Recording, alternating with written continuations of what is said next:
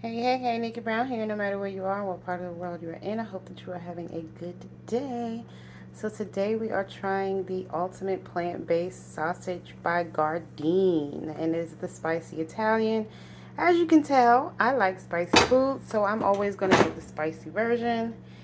And we're going to have that with some just eggs. So we're going to see what that's like in a moment. Hey, so I made a little bit of guacamole. I used a ripe avocado, cut up a little bit of onion, you see the onion, and added a little bit of salsa because I did not have tomato, so, and a little salt. And it's gonna go on top of my tostadas.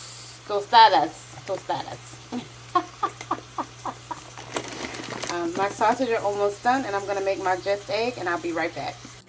All right, here we go. I tried a piece of this Gardein plant-based sausage, and I think I like it better than the Beyond. I'm honestly.